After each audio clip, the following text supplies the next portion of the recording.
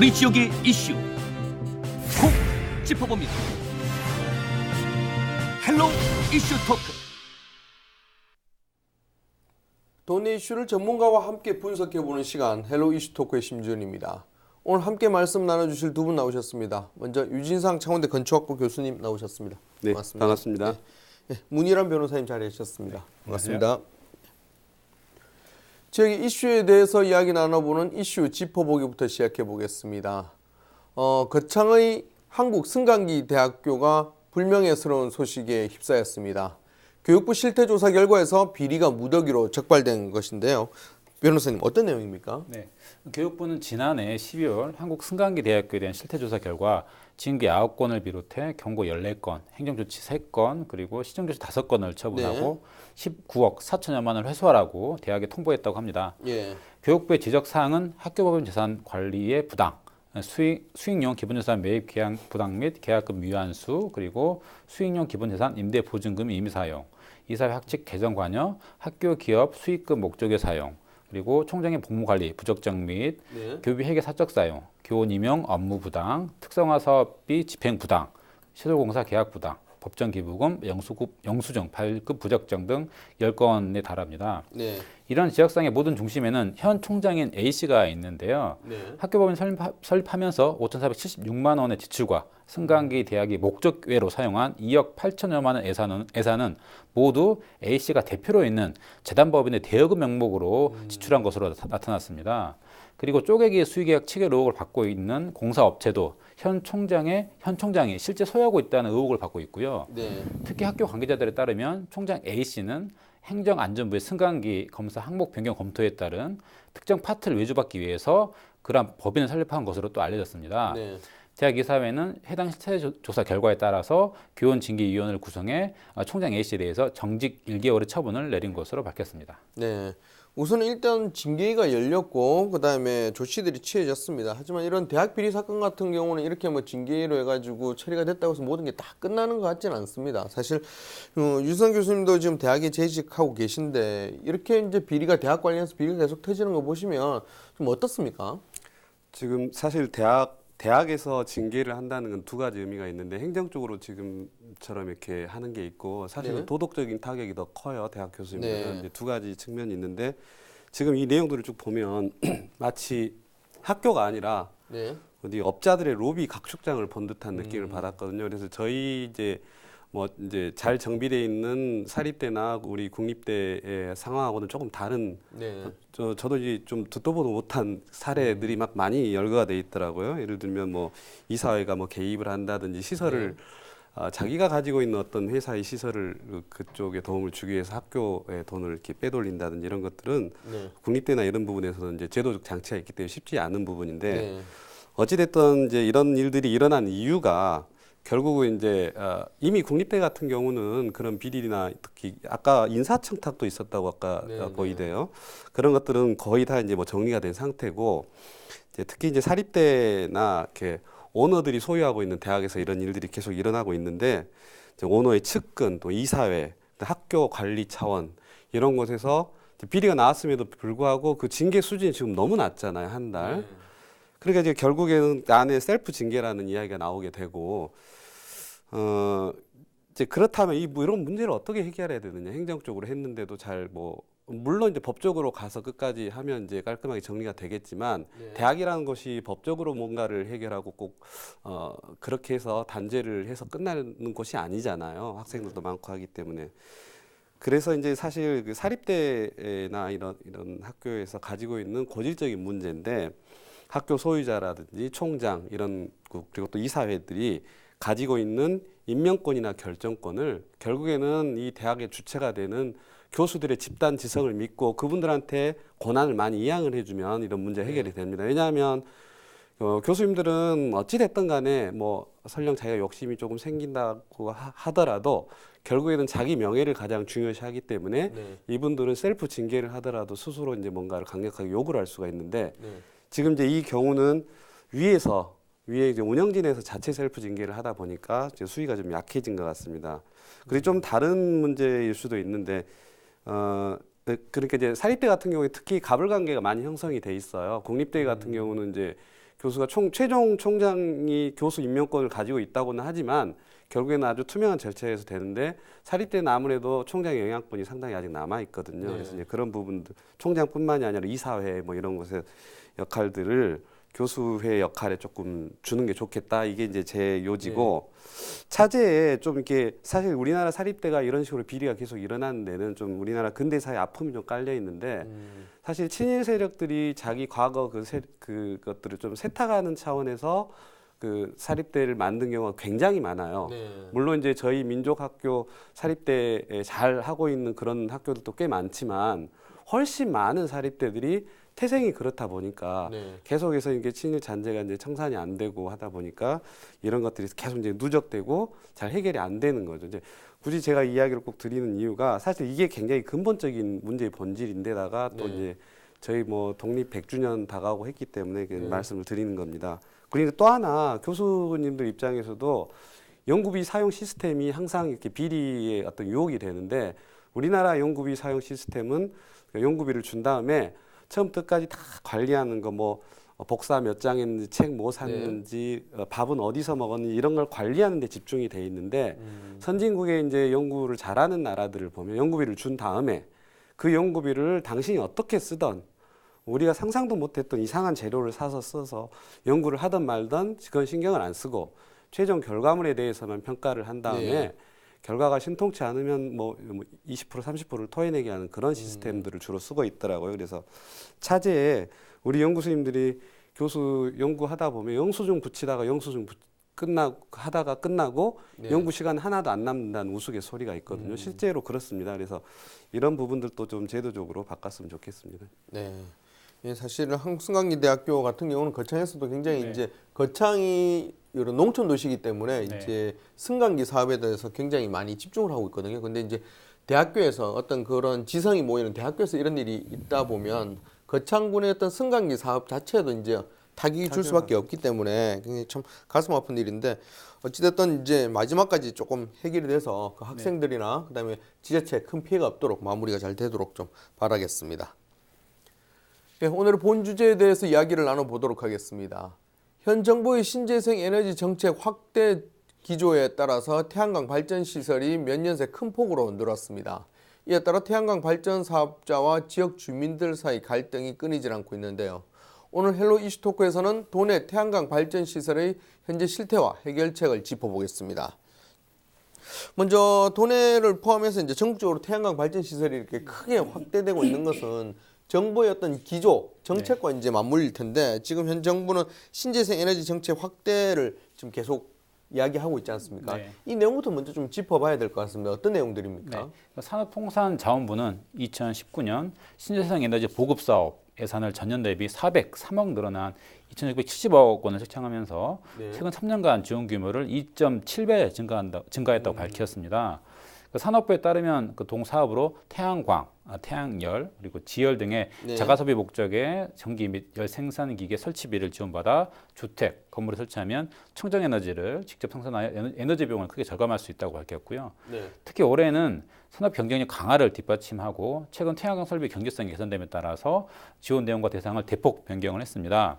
그래서 정부의 2019년 신재생 에너지 보급 지원 사업 주요 개편 내용을 보게 되면요. 첫째는 그 건물 일체형 태양광 지원 강화, 건물 일체형 건물에 그냥 태양광 자체를 만들어 놓은 겁니다. 그리고 일반 태양광 지원 대상 확대, 그리고 ICT 통합 모니터링 시스템 확대 등입니다. 정부는 이런 보급 사업을 통해서 건물 일체형 태양광 시장을 선도적으로 창출함으로써 산업 경쟁력 강화를 지원한다고 이렇게 밝히고 있습니다. 네, 뭐 사실은 특히 원전의 축소 이런 부분하고도 좀 맞물려 있는 부분인 것 같습니다. 어떤 신재생 에너지를 확대시키겠다는 내용은 현 정부 출범이 이런 정책 기조에 맞춰서 이제 태양광 시설이 굉장히 늘고 있다라는 얘기인데 실제로 이런 상황이 좀 팩트로 사실로 확인이 되는 부분이 있습니까? 네, 지금 사실 그 현 정부 출범하면서 신재생 에너지 확대하고 이제 원전 스탑시키고 이제 장기적으로 스탑시키고 하려고 했던 내용들을 이미 아시고 계실 텐데 이번에 이제 저희가 이슈가 된 건 확대하겠다는 거죠. 이제 작년 말에 확대 정책을 발표했는데 그 정확한 제목이 2030 계획입니다. 정부가 재생 에너지 발전 비중을 2030년까지 20%를 늘리겠다. 그래서 2030이라는 이제 표현을 썼네요. 네. 그래서 3020인가요? 2030인지 이제 확인을 해볼게요.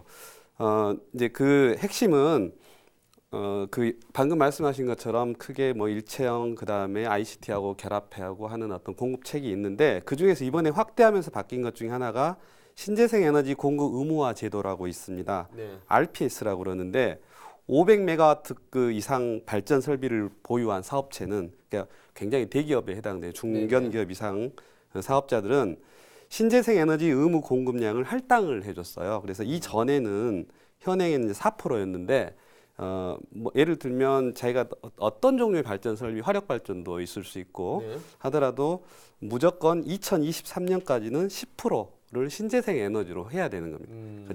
강제로 이제 발전을 시키는 거죠. 네네. 그게 이제 만약에 그 의무량을 채우지 못한다 그러면 공급 인증서를 통해서 다양한 어떤 중소업체들한테 그걸 인증서를 받아서 할당량을 채우든지 네. 뭐 이렇게 하는 게 핵심이고 여기에 맞춰서 경남도가 이제 도정 4개년 계획 중에 에너지 전환 사회 구현이라는 큰 이제 정책의 기조가 있습니다. 네. 그걸 이제 이번 1월에 정부 정책에 맞춰 가지고 신재생 에너지 전담 부서를 설립을 했고요. 네. 그다음에 이제 그 내용을 보면 에너지 산업을 향상하고 쾌적한 어떤 삶, 그다음에 신규 일자리 창출 이 세 개를 묶어서 패키지로 끌고 나가겠다는 건데 구체적인 이제 목표 수치를 찾아보면 현재 지금 5.6%입니다. 경남도의 신재생 에너지 비중이 2023년까지 15%, 그다음에 2030년까지 25%로 확대할 예정입니다. 25%가 적은 수치가 아니거든요. 그렇죠. 25%가 여러분들 이해하기 쉽게 비교를 해드리면 독일에서 30년에 걸쳐서 네. 이게 이룩해 놓은 수치 30%를 한 거기 때문에 굉장히 우리는 아주 빠른 시간에 이게 해낼 목표치가 굉장히 욕심이 많은 거고 그리고 지금 향후에 에너지원 신규 설비 경남의 신규 설비 74%를 청정 에너지로 공급할 계획인데 그 중에서 향후 청정 에너지 중에 태양광이 54%, 풍력이 20%. 나머지는 이제 지역별로 특화별로 좀 하는데 수소가 포함된 연료전지라든지 수력 바이오 이렇게 이제 구성이 돼 있습니다. 그리고 이제 또 중요한 경남의 정책 중에 하나는 예전에 산림 훼손한다고 되게 말 많았잖아요. 그래서 네네. 이제 그게 경남에서는 특별히 환경에 그 집중을 둬서 공공기관, 그다음에 산업단지, 공장 지붕, 그다음에 도로에 그 중앙 분리대에 보면 가끔 태양광 해놓은 거 보신 적 있을 거예요. 네네네. 그거하고 발전소 매립장에 있는 유유부지, 그러고 나서 맨 나중에 농촌이라든지 산림 이렇게 하는 걸로 순서를 좀 정했어요. 그래서 네. 이 앞전에 나타났던 환경 파괴 문제에 대한 것들을 조금 신경을 쓰는 모습을 보이고 있습니다. 네.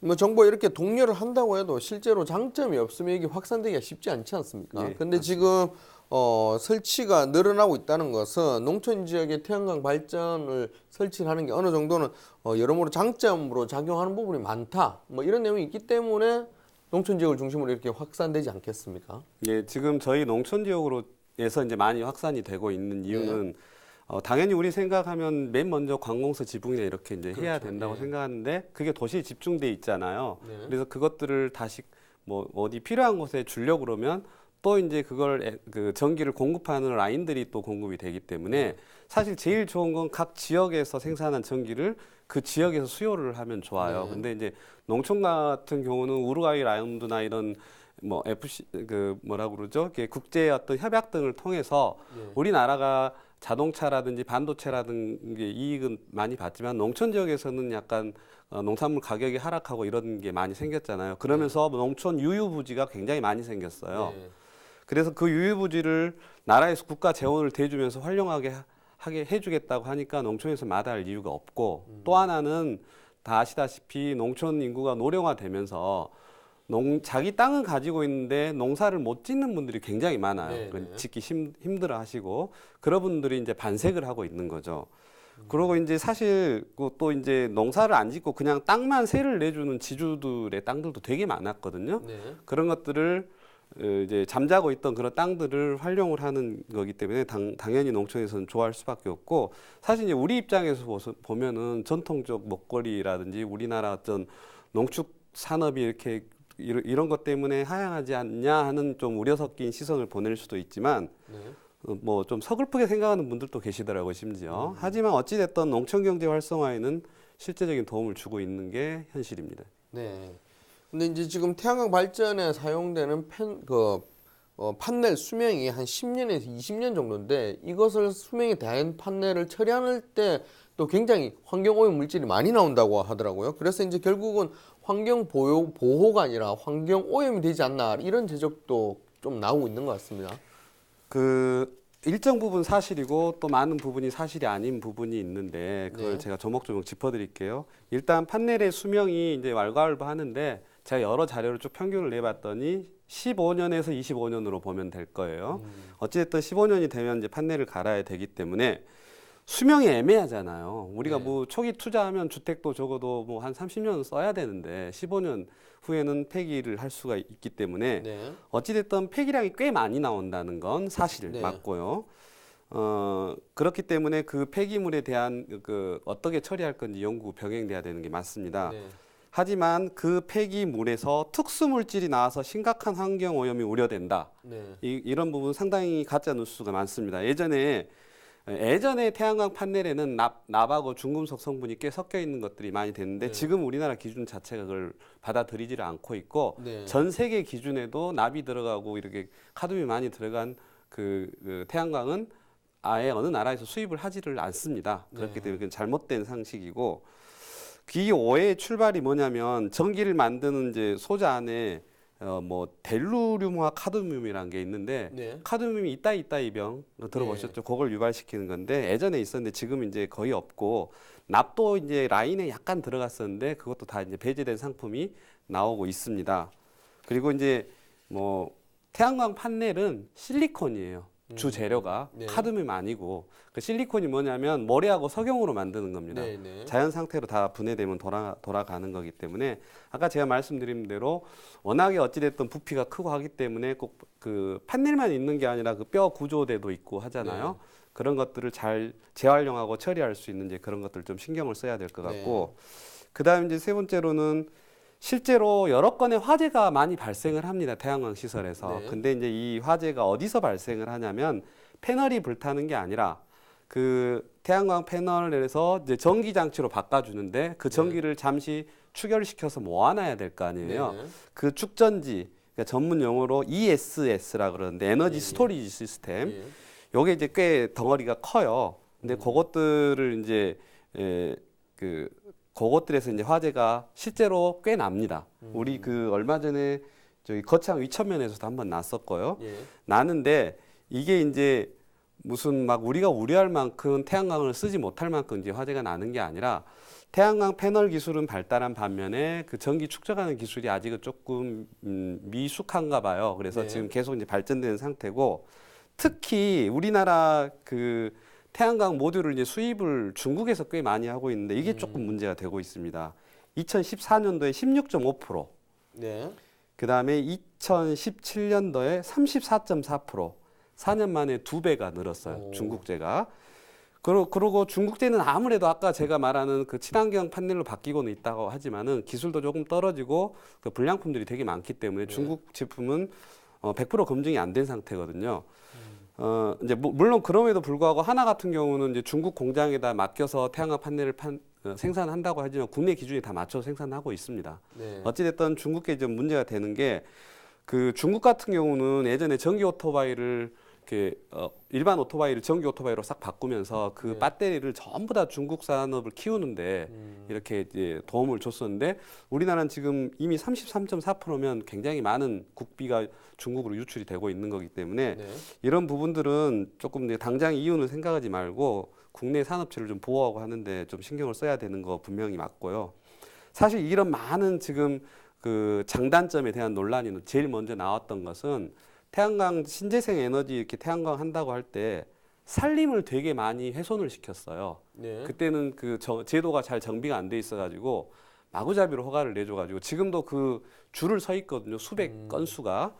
지금 이제 이번에 정부에서 그 굉장히 그걸 기준을 높였습니다. 경사도도 높이고 산림을 만약에 훼손시키면 대체 경비, 산림 보건 경비를 내야 되고 그다음에 주민들한테 다 의견을 물어봐서 주민 수용성이 어느 정도인지를 확인을 해야 되고 네. 뭐 여러 가지 강화된 기준으로 이제 허가를 하기 때문에 지금 이제 그런 문제는 많이 해소가 됐지만 처음에 논란을 일으켰던 이 산림 파괴 이건 당분간 한 1년간은 더 계속 지속될 것 같아요. 왜냐하면 작년에 허가내줬던 분량들이 아직 몇백 개가 남아 있거든요. 네. 특히나 이런 문제점을 위해서 이제 제일 정부나 이런 지자체에서 내놓은 게 이제 바로 거리 제한이지 않습니까?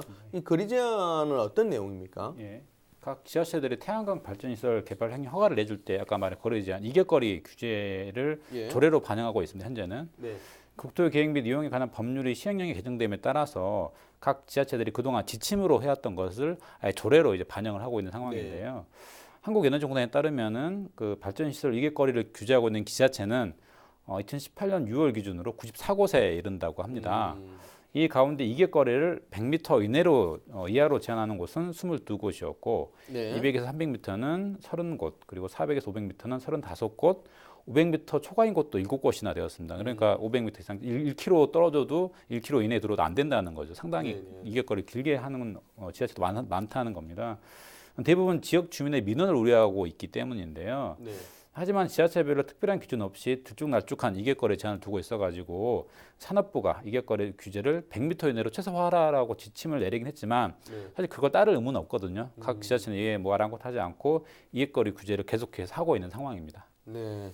뭐 이런 규제 강화에도 불구하고 주민들하고 설치될 때 계속 논란이 벌어지고 있는 것은 어떤 이유 때문에 이렇게 갈등이 계속 벌어질까요? 좀 전에 말씀드린 것처럼 일단은 제일 처음에 산림 훼손 문제가 되게 컸어요. 네. 그러니까 주민들이 이게 우리 유유지 이렇게 잘 해서 하면 될 것 같은데 뜬금없이 막 산림들이 훼손되고 하는 일이 벌어졌는데 그러면 그 주민들이 자기 땅인데 왜 그걸 말리지를 못했냐. 이게 이제 내용을 들여다보면 일단 이 산림 훼손 부분하고 부동산 투기판이 이제 문제가 얽혀 있는데 그걸 먼저 살펴보면 그 처음에 이 현 정부에서 이 에너지 정책을 발표했을 때 그 사실은 어떻게 보면 수익을 지역민이 가져가는 구조가 아니라 투자 기획사, 부동산 투기꾼들이 몰려와가지고 이 땅을 뭐 이렇게 하자 해서 이 수익 창출들이 주민들한테 주로 가는 게 아니라 오히려 이 기획사나 이런 곳에 많이 가고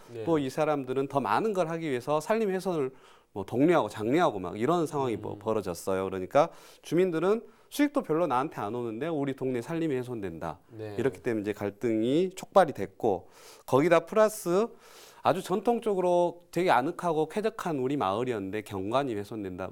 태양광 파넬이 어떻게 디자인을 하던 예뻐 보이지는 않잖아요. 이제 경관 훼손의 문제가 있고 거기다 이제 기능적으로는 전자기파가 나온다. 전자파. 그다음에 주변에서 복사열 같은 게 나온다. 또는 이제 눈부심 현상, 마을에 가축이나 주민들한테 눈부심 현상, 전문 용어로 현휘라 그러는데 그런 것을 발생을 해서 우리 불편하다. 이게 뭐 다양하게 있는데 큰 것은 아까 그 무분별한 개발이 컸었고요. 그래서 이제 정부가 작년 말에 그 내놓은 대책을 좀 전에 이제 큰 그림을 말했는데 제가 몇 가지 중요한 걸 이렇게 해보면 태양광 산지 일시 사용 허가 제도를 개선을 했는데 거기에 처음에는 경사도가 25도였어요. 25도면 굉장히 급한 경사인데 그걸 15도로 낮췄습니다. 그러니까 언덕백이 이 정도 되는 상황이 아니면 아예 산림 훼손 못하게 이제 해놓은 거고, 그 다음에 이제 산지 태양광을 하는 걸 억제를 하기 위해서 공급 인증서 어떤 기준도 까다롭게 했고, 그 다음에 이제 자연환경 훼손 가능성 그런 어떤 항목도 추가해서 꼭 산지 훼손뿐만이 아니라 주변에 어떤 경관을 훼손하게 하면 함부로 이제 그 허가를 안 내주는 것도 있었고. 그다음에 태양광 구조물이나 시공 불량 관리 소홀 한 그 업체에 대해서는 차후에 보급 사업 참여에 감점을 부여하는 그런 이제 좀 제도적 장치를 마련을 했습니다. 네. 뭐 또 한 가지는 이제 이런 규제가 강화되기 전에 어떤 설치됐던 거에 대해서는 어떻게 조치를 취할 수 없다라는 문제점이 또 있다고요. 네, 그렇습니다. 그 이미 과거 법령에 따라 허가를 내렸는데 새로 바뀐 기준에 따라 허가를 취소하게 되면 그것은 그 사업자의 신뢰를 깨는 것이기 때문이거든요. 행정처분은 기본적으로 소급 신뢰보호 원칙, 소급 금지 원칙이 적용되기 때문에 아주 특별한 상황이 아니면 뭐 즉 과거 처분을 유지함으로써 얻는 이익보다 그 처분을 유지함으로써 얻는 불이익이 비교할 수 없을 정도로 뭐 매우 크다면 그런 경우라면 모르겠지만 원칙적으로는 처분 당시 법령에 따라서 이루어질 수밖에 없습니다. 뭐 발전시설의 거리가 너무 가까워 그로 인하여 인근 주민들의 피해가 명백하고 회복할 수 없을 정도로 큰 것이라면 가능할 수도 있겠지만 결국 이는 소송으로 가서 법원의 판단을 받을 수밖에 없는 상황인 거고요. 또 지자체가 기존 허가 처분을 취소하게 되면 당연히 기존 사업자는 반발을 할 테고 그 취소를 다시 취소라는 행정소송을 당연히 제기할 수밖에 없는 상황인 거고요. 지자체 입장에서는 취소를 안 하자니 뭐 지역 주민들의 반발이 무섭고 또 하자니 사업자 반발을 무시할 수 없고 현재 좀 난감한 상황이긴 합니다. 알겠습니다. 태양광 발전소가 햇빛을 이용한 새로운 에너지 정책임은 분명합니다. 하지만 의도가 좋다고 진행 과정에서 벌어지는 갈등과 불협화음을 무시해서는 안 됩니다. 지자체의 중립적인 중재가 반드시 필요할 때입니다. 오늘 헬로 이슈 토크는 여기까지입니다. 함께 말씀 나눠주신 두 분 고맙습니다.